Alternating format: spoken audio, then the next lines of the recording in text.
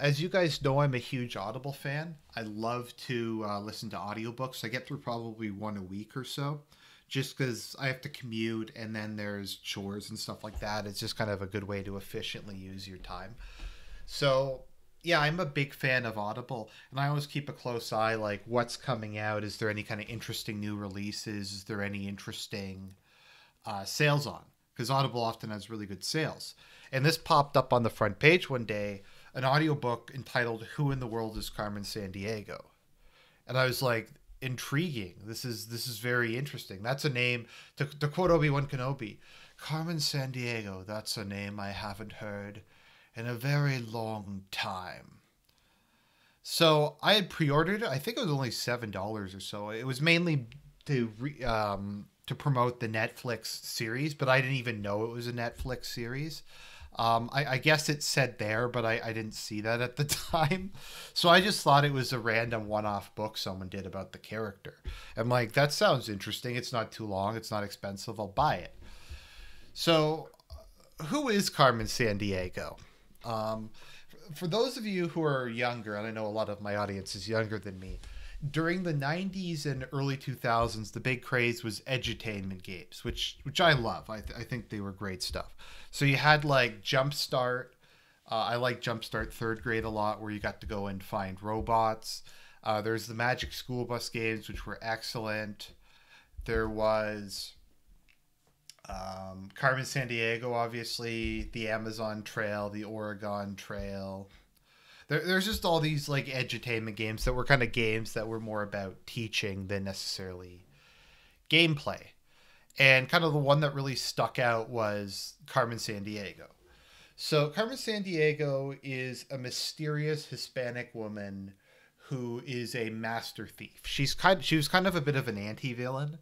It depends on the continuity and that kind of thing, because sometimes she'd be like super evil, and then other times she'd just be kind of a like I said, kind of an anti-villain who's just kind of having fun.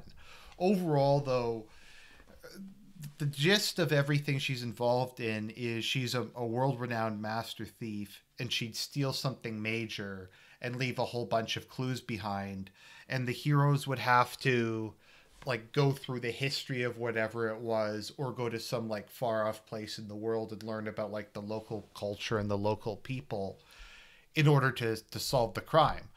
So it's this kind of interesting mystery solving thing, but it was also to like educate kids. And I was really into the games when I was younger. I really enjoyed them. There's a variety of TV shows. There's obviously Where in the World is Carmen Sandiego. There's also a series of game shows that I like to watch. It was a good thing to watch on Sunday nights, which was when it was on, because they were educational, and I liked the theme song, and it's just a lot of fun. So the character kind of died out. The whole edutainment genre just kind of went the way of the dodo back in the, I guess, kind of late 2000s, etc. So this popped up, and I'm like, that's a good idea for a reboot. And I got the book, and I listened to it, and I really liked it. I haven't watched the Netflix TV series yet, but I like the take that they're going with it. I also really like her new character model. The new character design I really like for Carmen Sandiego. She's always been Hispanic, but I've always found it a little confusing because she does have blue eyes and red hair. Or reddish hair. That's fairly consistent. But in some she looks more Caucasian, and some she looks more like Castiza. It's interesting. I don't know what her precise ethnic origin is. In the TV show, she's from Argentina. It's not that important. It's just kind of interesting to me. But yeah. So what is kind of the new backstory? What is the new mythology? So she's gone from being a kind of an anti-villain who's sometimes a full-on villain to being, I don't know if you want to call her an anti-hero. She's kind of like doesn't have enough negative personality traits to be an anti-hero, but kind of a straight up heroine. So traditionally she was head of one of the leaders of an organization called Vile, International League of Evil is, I believe, what it stands for. And so she's an orphan with no past or name or memory or anything, and she's taken in by Vile and the leadership of Vile, and they kind of adopt her as their, I don't know if you want to call her a mascot or whatever. So she's raised on Vile Island, which is kind of like Spectre Island, where they train the next generation of supervillains. So what's interesting is I don't know if they lie to everybody or just to her, but what they're brought there under the premise is that Vile is not a like a super evil organization. They're just thieves, etc. They just steal like rare and valuable stuff, largely for fun and because they can. But it turns out they're actually like evil, want to take over the world, etc. But Carmen doesn't know that, and she really really wants to become a member of Vile. She really wants to make her sponsors proud, etc. And we get like in the book, there's a lot of cool kind of like supervillain classes, like where they learn to get by tripwires, they learn like pickpocketing, self-defense, lock picks, etc. It's really neat. It's kind of cool to see all like the supervillainy stuff, but in a way that's kind of makes the characters still be sympathetic. Like Carmen makes friends with a bunch of the other kids, and over time though, like eventually what kind of happens is all the other kids graduate but she doesn't, and it's pretty obvious that they rigged the graduation so she couldn't. So she steals along on their first heist, and she comes across her former friends killing witnesses at the scene of a crime, and she's like, that's horrible. You shouldn't do that. It's we're just stealing stuff. We don't have to kill everyone. They're like, leave no witnesses. And she talks to an archaeologist, and the archaeologist was talking about sharing his love of history and like stuff and he in culture, and he's like, these artifacts teach us so much about history, who we are, etc., the past. And she was very impressed by that. And so she kind of saw that Vile was much more vile than what she thought it was. And also she kind of developed this love of preserving culture and history, which is a very noble goal in my opinion, regardless of where it comes from. As you know, I love history and I love cultural stuff, and it is kind of the common heritage of mankind. So over this whole time period, Carmen has got a cell phone, and she's been talking to someone named Player, who is a nerdy super hacker kid from Niagara Falls, which is kind of funny to be honest, me coming from Canada. And he's been talking to her. He's her only like true friend, and she kind of masterminds this big thing. They find that she stole away with them. They bring her back to the island, and every year they bring a hard drive to Vile Island that has all of their financial transactions, safe houses, all that kind of stuff, because it's too dangerous to upload onto the web. So she steals that and escapes and brings it to the Player, and he decodes it.